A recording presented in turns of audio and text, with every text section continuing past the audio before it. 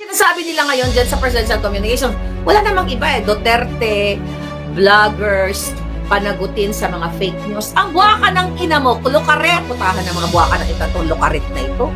Gaga ka kung merong mabibita, yung amo mo.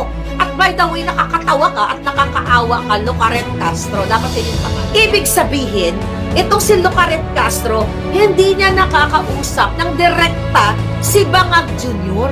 Ibig sabihin, ikaw, Lucaret, gaga ka. Dakdak ka ng dakdak. Tingnan mo, puro kasmalian, puro kasinungalingan lahat. Kayo ang fake news spreader. Hindi mo nga nakakausap directly si Bangag. Kasi walang tiwala sa'yo dahil buwang ka. Nagpapakitang gilas ka na nagbumukha ka ng tanga. Pero yung sisisihin mo ang Duterte administration dahil sa pagbagsak ng tulay na kayo ang nagtapos, pang-adik yan. Buha ka ng ina nyo. Ang ina nyo tutusukan mo kayo ng formalin katulad ni Lisa Tanas Diba? So ngayon, kaya ang ginagawa ng mga bangag dyan sa presidential communications, mga kababayan, puro vloggers ang kanilang tinatarget. Recently, sabi ni Lucaret Castro na talagang inaatasan siya ng presidente na ayun, parang gusto daw nilang paigtingin ang batas dito sa, tama ba? Mag-comment kayo dyan ang gusto niyong ano. Sabi ni Trollbuster, si Ochoa nagnakaw panahon ni Noynoy. Inggit si Llamas, sabi ni Trollbuster. Ngayon, okay, ang sinasabi nila ngayon dyan sa presidential communications, wala namang iba Duterte, vloggers, panagutin sa mga fake news. Ang buwaka ng ina mo, Lucaret. Pumunta ka lang sa account ni Lisa Tanas at ni Bangag. Kung gusto mong magkaroon ng batas at bitayin o gurgurin ang mga pasimuno ng mga trolls, si Lisa Tanas at si Marcos Jr. mismo ang unang mabibital. Dahil nga, noong 2022, if you talk about jokingly, dahil sabi ninyo, dahil ayaw nyong i-take na nagjo-joke lang ang Pangulong Duterte, na gurgurin niya, na sana gurgurin na lang yung 15 para yun, makapasok yung kanyang mga kandidato, di ba? That was joke, tapos binailan nila ng kaso. Si Marcos Jr. nag-deliver ng kanyang pananalita noong 2022 na hindi sila pinapansin ng media, kaya nag-hire sila ng trolls. Coming yan sa bunganga ni Marcos Jr. During that time, syempre kakampi ko pa sila, I just brush it off, di ba? Pero alam ko yung si Emerald Bukangkang, talagang yan, kausap ko yung mga hayop na yan na nagbibigay ng mga link, leads at kung ano-ano pa. Pero never ako nagpasakop sa mga hayop na yan o para diktahan ako kung ano ang gusto kong isulat o sabihin dito sa ating vlog. Okay? Ngayon, mabalik tayo dito sa trolls na talagang papanagutin daw, kailangan paigtingin, amendahan ang batas patungkol dyan sa freedom of speech, mga kaputahan ng mga buwaka ng itong Lucaret na ito. Gaga ka kung merong mabibita yung amo mo. At by the way, nakakatawa ka at nakakaawa ka, Lucaret Castro. Dapat yan yung pangalan niya. Why? Recently, pinakinggan ko yung kanyang interview patungkol nga doon sa binabanggit na kay Inday Sara na parang nakakalungkot daw ng isang vice president na tulad ni Inday Sara ay nagsasabi pa sa mga tao na dapat magalit ang tao sa gobyerno. Hindi kasi yan na eksaktong content. Ang sinabi ni Inday Sara na karapatan ng taong bayan, it's your freedom to express kung meron kayong galit, hinanakit, o hindi magandang pananaw o nakikita nyo laban sa mga bangag. Tapos ngayon, ang sinasabi dito ni Lucaret Castro, mga kababayan, kasi tinanong siya ng reporter na parang, yan ba ang direktiba sa'yo ni President Bangag Marcos? Sabi niya, sabi niya, yun ang sinasabi sa akin ng PCSO. Di ba PCS? PCO. PCO, Presidential Communications. Sabi niya, yun ang sinasabi sa akin ng PCO, sabi ng PCO. Ibig sabihin, itong si Lucaret Castro, hindi niya nakakausap ng direkta si Bangag Jr. Ang kumakausap dyan, si Emerald Bukangkang, na parang tatanggalin na rin yata yan parang gusto niya daw tanggalin si Emerald Bukangkang, but I have to verify, no? Kasi may na-receive akong information patungkol dyan kay Bukangkang. But anyway, mag-stick tayo dun kay Locaret Castro. Ibig sabihin, ikaw, Locaret, gaga ka. Dakdak ka ng dakdak. Tingnan mo, puro malian, puro kasinungalingan lahat. Kayo ang fake news spreader. Hindi mo nga nakakausap directly si Bangag. Kasi walang tiwala sa'yo dahil buang ka. Ang role mo lang ay mag-attack, magdakdak ng walang sense. Imagine mo, spokesperson ka. You talk, kumbaga, bawat buka ng bunganga mo magre-represent sa presidente. Pero hindi mo nakakausap directly. So, yung sinasabi sa'yo ni Bukangkang o sino man dyan, ni Bulldog, ni Honey Rose, na ito sabihin mo, ganito, ganyan. Maaring mga kathang isip na lang nila yan. Kaya dahil hindi mo nakakausap ang presidente, nagpapakitang gilas ka na nagbumukha ka ng tanga.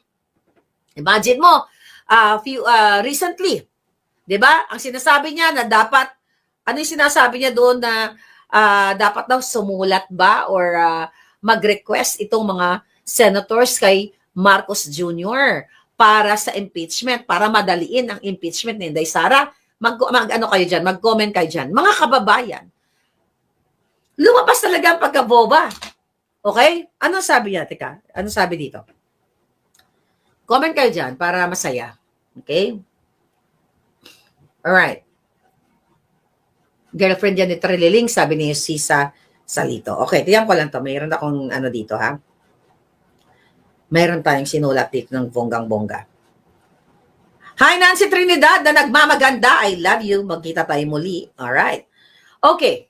So dahil dito, sinabi dito sa balita 15 hours ago na may sinabi kasi si Locaret Castro. Okay? Ito, ang sabi niya, okay, para daw mapapabilis nga yung pag-impeach, ang impeachment trial kay Inday Sara, ay dapat, okay, mag-send ng sulat, letter of request, etong mga senador, o like si Escudero, kay Bangag, para nga ma-fast track, mapabilis ang pag-impeach kay Inday Sara. Tanga! Abogadong pulpul. Gaga ka ba? Diba? Bakit siya gaga? Mga kababayan, ang impeachment, okay, ay wala dapat impluwensya ang presidente sa tunay na usapin. Dandali, Ano yung sinulat natin dito kanina? Okay. Okay. Dapat, ang presidenteng matino. Hindi siya dapat nakikialam dito sa usapin ng impeachment. Pero nakita naman natin yan nung panahon ni Noynoy, yung pag-impeach nila kay CJ Corona ay nagkaroon ng bayaran na 20 billion pesos. At yan recently na ni sino yon? Dating who's that, yung tumatakbo ngayon ng senator? Si Norberto Gonzales. Sinabi ni Norberto Gonzales na during panahon ni Noynoy, nagkaroon ng bayaran ng 20 million pesos para impluwensyahan ang impeachment ni laban kay CJ Corona. At pero syempre, kung matalino at hindi Locaret si Castro, hindi niya sasabihin yan. Hindi niya sasabihin sa public na, kayo dyan sa Senate, sumulat kayo, mag-send kayo ng letter request letter kay Bangag para mapabilis ang impeachment trial kay Inday Sara. Oh my God. Nilulubog niya ang sarili niya sa kumunoy o sa kanal na mabaho pa sa kipay ni Lisa Tanas. Dahil what? Hindi dapat makialam ang presidente diyan sa impeachment na yan. By what? Dahil merong tinatawag na separation of powers. Hindi pwedeng manghimasok yan. At merong tinatawag na proseso or constitutional process sa pag-impeach sa isang impeachable officer, which is hindi naman impeachable si Inday dahil nga gawa-gawa lang nila yung mga binabato nila kay Inday Sara to damage control, to cover up sa lahat ng pagnanakaw ni Marcos Jr., ni Lisa Tanas, ng mga buwaka ng inang sa Wadcom, Tricom, katulad na lamang ng 5,500 control, ang program funds, ang pag-zero sa PhilHealth, at yan ngayon, dinig na dinig nyo sa Korte Suprema, na di-download nila ang pondo ng PhilHealth papunta sa National Treasury para makuha nila yung pera at sasabihin nila ay binudget doon sa mga infrastructure which is funded already. Nakita nyo yon? Ito ay mga cover-up. Kaya ang motivation nila to fast track o to impeach Inday Sara para nga mawala na si Inday sa limelight ang mga Duterte at maghari ang mga demonyong kidnapper katulad ni Lisa Tanas at ni Bangag, ang mga magnanakaw at patuloy kayong magiging purita at patuloy kayong tatangis, iiyak na lang dahil one day, ang mga anak nyo na ang mautdan ng daliri o utdan sang ulo o magurgur ng mga sindikatong mafyang Marcos Bangag administration na ito. Di ba? Team Kain Suka, Locarit yan, sabi ni BCBs. Ngayon mga kababayan, kung matino itong si Locarit Castro, which is Locarit nga, di ba, as spokesperson ng presidente, dahil ang matinong presidente, dapat yan ay presidente ng lahat. Ibig sabihin, hindi ka dapat nagpapakita ng pagkutya mo sa ibang sektor ng lipunan, katulad na lamang nung sinabi ni Bangag na ang mga senatorial balls ni Pangulo Duterte ay parang pinabili lamang ng suka. Di ba? At nabigyan ng Certificate of Candidacy. Bilang isang presidente na matino ay hindi ka naggaganyan-ganyan. Well, yun yung strategy nila. To destroy others para masabihin na sila ay wala daw bahid ng korupsyon o pagnanakaw ang kanyang mga Senate slate. Niwala ba kayo doon? Yan po, yung buwaka ng inang Dodong Pacquiao na yan, tignan mo na lang, kinain yung suka niya. Si Tolin, lahat halos ng mga nandoon. Anyway, mga kababayan, lumabas ang pagiging hangag, ang pagiging bangag ni pagiging Locaret ni Castro, dahil dakdak siya ng dakdak na hindi niya ginagamit yung kanyang utak. Ang ginagamit na yung bunganga niya, na hindi nagja-jive, hindi nagko-coordinate sa batas, hindi nagko-coordinate sa moral obligation niya sa taong bayan, na hindi siya dapat maggaganon, na hindi nga niya nakakausap ng diretso ang presidente. Dahil mismo, tama ka, K-drama and movies, na ang promotor o pasimuno ng fake news and trolls, walang iba kundi si Marcos Jr.